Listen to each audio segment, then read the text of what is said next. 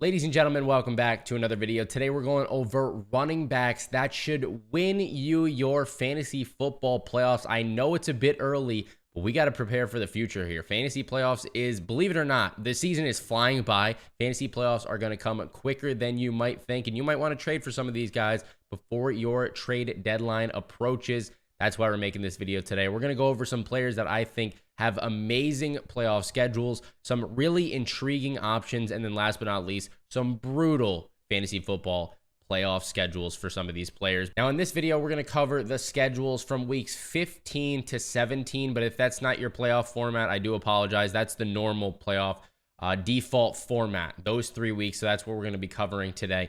We're going to start it off with some players with great, easy schedules, starting with Bijan Robinson. Bijan has to have the easiest playoff schedule that I was able to find out of any running back.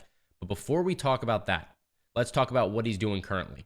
He is currently averaging 15.8 PPR fantasy points per game and is the number 8 running back in fantasy football right now. He is number 1 in receptions, number 2 in receiving yards, and number 2 in targets out of all running backs in the league currently, which makes Bijan Robinson, of course, so much more effective in those PPR leagues. But even with those stats, it still feels like Bijan Robinson is underperforming expectations. He, of course, is going to get better over time. But in redraft leagues, you don't have all the time in the world to be waiting around for Bijan Robinson. Who knows if it's even going to happen this season? It will. Okay, it's going to happen this season. Overall, taking Bijan Robinson out of the equation completely, the Falcons team as a whole is just not that good. Okay, which is why it isn't very surprising. This is how the game script has gone so far this season. I think they've only had a lead in a couple games so far, briefly, and it's been towards the end of the game. It hasn't even been in the beginning, really. But the last 3 weeks of this season in your fantasy football playoffs, the Falcons are going to go against the Carolina Panthers, who are ranking 31st currently, and Bijan already scored 20.3 PPR fantasy points against them in week number 1. Indianapolis, who is ranking 23rd currently, and Chicago, who ranks 28th right now. I think if you can trade for Bijan Robinson right now, it's a great time to do so. Next up, we have Josh Jacobs. Jacobs has been, let's not beat around the bush, pretty disappointing if you were hoping that he was going to replicate even close to the success that he had last season. But believe it or not, he's still averaging almost 15 PPR fantasy points per game, while his average yards per carry is atrocious, sitting at 2.9 yards per carry.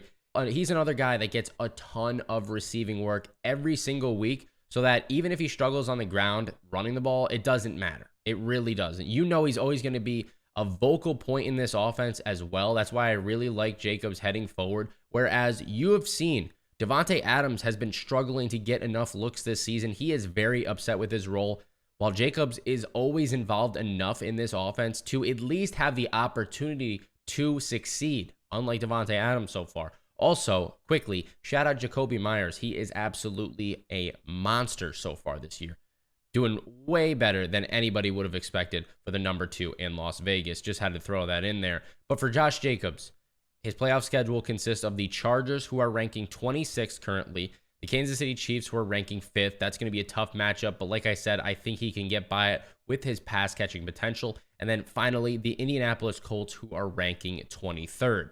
Next up, we got DeAndre Swift. And I don't know if you guys can see a trend here throughout the first 3 players in this video, and that's going to continue a little bit throughout here. But we have mentioned 3 players, and all of them can catch passes extremely well. DeAndre Swift runs behind the best offensive line in the National Football League. And even though the Eagles haven't quite reached expectations that they had in the preseason just yet, I mean, Devontae Smith is really struggling right now. Jalen Hurts isn't playing to the best of his ability at the moment, but DeAndre Swift is still averaging 16 PPR fantasy points per week right now. Last week, he did struggle on the ground, I will say, against the New York Jets, averaging 1.8 yards per carry, but he more than made up for it with his pass catching in that game. He got 8 passes for 40 yards and a touchdown, which is very reassuring to see. Even when he struggles on the ground, he's going to get that passing game work. This reminds me a lot of a Rhamondre Stevenson type of player from last season, where it did not matter who he was playing against. He was always catching passes. Except in this situation, DeAndre Swift is in a much better offense than Stevenson was last season. Now, the last 3 games of the fantasy football playoffs, he goes up against the Seattle Seahawks, who rank 17th, New York Giants, who are 25th, and then the Arizona Cardinals, who are ranking 30th in the league against the run right now. All of these matchups should be no problem for the Philadelphia Eagles offensive line, and DeAndre Swift should kill it in your fantasy football playoffs. I would trade for him ASAP. Next up, we got Austin Ekeler. He's going to round out this little tier I have here of players with amazing playoff schedules. He is a great pass catcher, one of the highest powered offenses in the league around him when they get going. But he was a little bit disappointing in his first game back from the injury against the Cowboys last week. Finished with 14 carries for just 27 yards. But you can always count on Austin Ekeler to get that receiving work, and he did just that again in week number 6, having 4 catches for 35 yards in that one. Of course, his value isn't super low right now by any means. You're still going to have to give up a good piece of your team, but it's definitely discounted because of how badly he played against the Cowboys. If he would have dropped 30 fantasy points, I would have said, no way, go out and, trade your whole team for him. But he dropped around 10 fantasy points, and that little bit of a discount is sometimes all you need for these elite players to go out and grab them. You saw what happened with Jamar Chase earlier on in the season. I know it was a totally different situation, but right now he's been killing it these past couple of weeks. You got to steal if you traded for Jamar Chase earlier on this year. I think the same thing could be said right now about Austin Ekeler. I know, once again, it's a little bit of a different situation. He's coming back from injury. It's not like he had a struggling quarterback or anything like that, but still, his end of season schedule consists of the Raiders, who rank 19th currently, Buffalo, who is ranked 20th, and then Denver, who is ranked last in the league against the run. Now we're going to move it on to a portion of this video where I'm talking about intriguing options. They have definite upside, but I'm not 100% confident in the schedule or some portion of their play. We'll just have to talk about it here, but Isiah Pacheco is the first name off this list. Pacheco might not have the easiest schedule in terms of actual fantasy playoffs, but leading up to the fantasy playoffs in those 3 games, he has extremely favorable matchups all the way throughout this year. The past 4 games, Pacheco is averaging 17.45 fantasy points per game, and the most encouraging part about that is he is finally seeing that receiving work that we wanted to see the past season. For the most part, so far this season, Jerick McKinnon hasn't seen nearly as many receptions as he saw last season. That was really his role in 2022, was McKinnon was the pass catching guy and Pacheco was the downhill running type guy. But this season, that's changed up a little bit. And CEH is doing what he normally does every single year. He is heavily involved for some reason in the first couple of games, and then he kind of just slowly doesn't see any more work as the year goes on. He only was on the field for 9 out of 71 total snaps of offense in week number 6. So it's safe to say his role is fading out once again this year. If Pacheco's workload can continue to be at a high percentage, then I really do love him heading into your fantasy football playoffs. Right now, the Patriots are ranking 20th against the run, Las Vegas 19th, and then Cincinnati 16th. So pretty mediocre playoff schedule for Pacheco, but he can definitely carry you there. And the Chiefs have such a good offense that even in those games against mid-tier run Ds, they can still dominate. Next up on this list, we have Tyjae Spears. There's a lot of trade rumors going around right now that Derrick Henry might be getting traded near the trade deadline, and that would be amazing for Tyjae Spears fantasy owners. If you do not have him and he is still on waivers, you really need to go out and get him right now. Okay, this is probably going to be the best situation, honestly, for Derrick Henry and the Tennessee Titans and Tyjae Spears. All parties, the Titans aren't finding themselves up in a lot of games enough to really lean on Derrick Henry and that run game right now. And most weeks, Spears is playing just as many snaps as Derrick Henry is. That was never how it was in the past. The backup running back has never played nearly as much as Derrick Henry. He always dominated the workload. Now it's a little bit different in 2023. I've said this since about week number 3. Tyjae Spears is probably the best handcuff that you can own in fantasy football right now, purely based on his playing time increasing. And now if Henry gets traded at the trade deadline, he will be a number 1 running back in fantasy in your fantasy football lineups every single week. I can guarantee you that. He's currently ranking 6th in yards per touch and number 3 in breakaway run rate right now. These are great stats to keep track of because since he's not a starter just yet, he's not going to lead or be top 10 in any of those categories such as, rushing yards, receptions, anything like that. But if he does become a starter by the end of the season, he is going to be welcomed with one of the easiest playoff schedules that I've seen, facing Houston 2 times, who ranks 24th currently, and Seattle, who is ranking 17th currently. This is a situation where you're just banking on Derrick Henry getting traded, and you have Tyjae Spears on your team for great fantasy value down the stretch. Next up, we got Jonathan Taylor. These Colts running backs really have been looking good recently, at least in terms of fantasy football. Both Moss and Taylor struggled last week running the ball, though, but they got involved in the passing game, which is amazing to see. Taylor had 5 catches for 46 yards, while Zach Moss had 6 catches for 38 yards. In week number 5, Jonathan Taylor barely saw the field, but he saw a definite increased playing time to almost a split backfield in week number 6. Regardless of how well Moss has been playing, Jonathan Taylor, this is 100% his role. As the season goes on, he's going to get, 80-90% of this workload. I'm very confident in that, especially because that new contract that they just signed him to, obviously, he is going to be the number 1 there. His fantasy playoff schedule isn't the best, but it also isn't the worst by any means. He goes up against the Pittsburgh Steelers, who are currently ranking 22nd against the run, Atlanta, who ranks 3rd, so that's a little tough of a matchup, and then Las Vegas, who is 19th currently. I don't think that schedule is really going to matter too much. Like I said, he should have majority of that workload and get a lot of passing work to make up for it.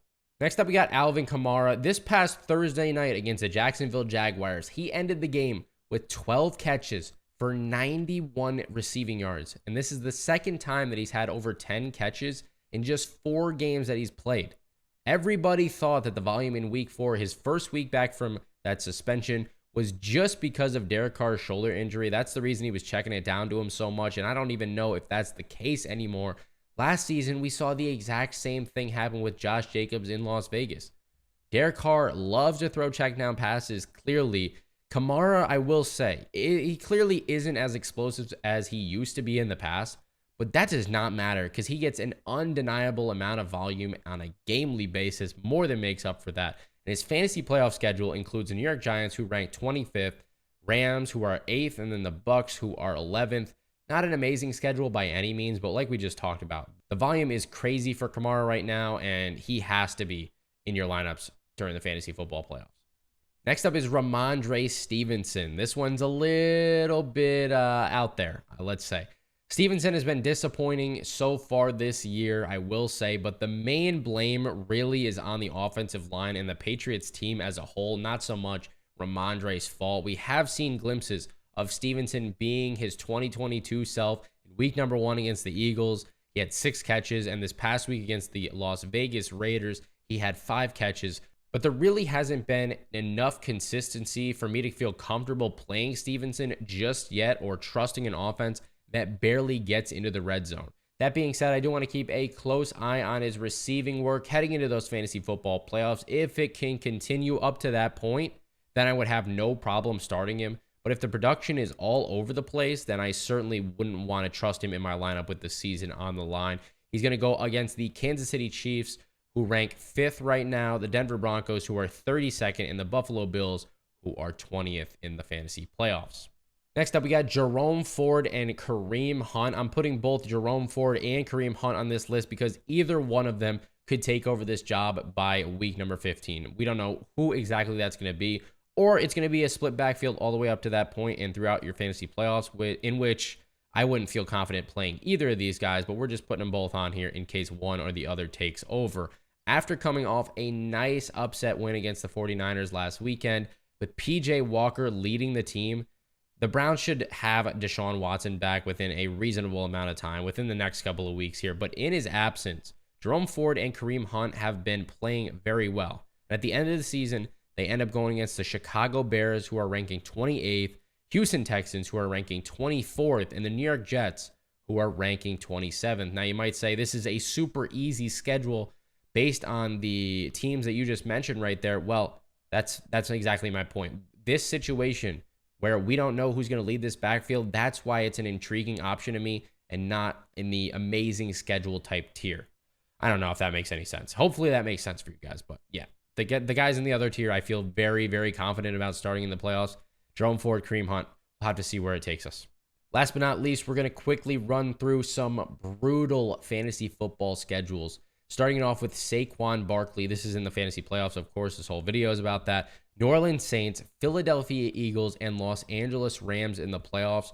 Right now, this is another team with the New York Giants that I am finding a very hard time trusting on a weekly basis. But if there's one guy that can be consistent on this team, it is Saquon Barkley. I think he will have to be in your lineups come fantasy football playoffs, but I do not love the schedule whatsoever. Another guy that I think has to be inserted in your lineups just because of that workload, if it continues that far into the year, is Kenneth Walker, who goes up against the Philadelphia Eagles, Tennessee Titans, and then the Pittsburgh Steelers. Obviously, Philadelphia and Tennessee, much harder opponents than the Pittsburgh Steelers at the moment. But, you know, Kenneth Walker has been playing great lately. He is a top 10 running back in the league right now, dominating the workload over Zach Charbonnet. But we got to keep a closer eye into the rest of the season, whether Charbonnet keeps eating into that workload more and more and more, or it just kind of levels out at like an 80-20 split where it is right now. As of the rest of the season, though, Kenneth Walker is a great option. Fantasy playoffs, the schedule worries me just a bit, but I'm still playing him 100%. Then we're moving on to Dameon Pierce / Devin Singletary facing the Tennessee Titans, Cleveland Browns, and then the Tennessee Titans again. This might be the most brutal run defense combination of schedule that I've seen in the fantasy playoffs so far. And I'm not big on Dameon Pierce or Devin Singletary as it is. I've been saying this for the past couple of weeks. Dameon Pierce was getting that workload consistency week after week after week and just not making too much out of it. And that's more to blame on his offensive line. The Houston offensive line is just not holding up right now. The passing game is working so much better than this running game at the moment. It is not even funny. Do I think Devin Singletary is really going to come in and swoop that roll up and just be amazing at the running back position? Not necessarily. So I could see this being a split for the rest of the season.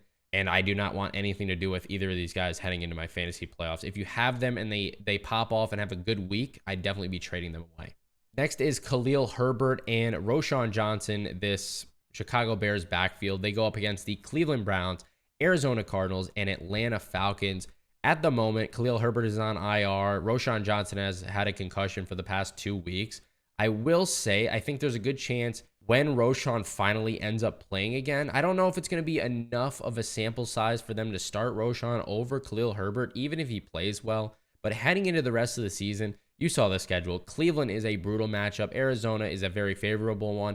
And then last but not least, the Atlanta Falcons. Very bad matchups there. I would be wanting to stay away from this Chicago Bears team towards the fantasy football playoffs just because of these matchups.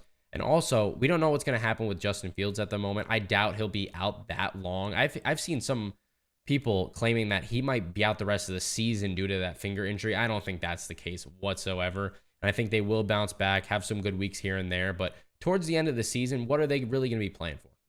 I don't see them winning that many games. So, of course, they're going to try to win. But is that actually going to happen? Is Khalil Herbert going to get enough rushes? Is Roschon Johnson going to get involved enough for you to play them in your fantasy playoffs? I do not know about that. And then last but not least, we have Bijan Robinson Jr. against the Los Angeles Rams, New York Jets, and San Francisco 49ers. Honestly, that Jets game is not a bad matchup at all. I just don't trust this Commanders team. Once again, the offensive line is just not good at holding up. The passing game is working much, much better than the running game right now. It seems like a lot of these weeks, Bijan Robinson cannot find any holes to run through, but he is getting some passing work here and there. But when they're down in games, they actually use Antonio Gibson, a healthy dose of Antonio Gibson, which I do not like for Bijan Robinson Jr.'s value heading into the rest of the year and into your fantasy football playoffs. So if my life was on the line, if I had to win a certain week and I have the choice of either starting Bijan Robinson Jr. in those last 3 games,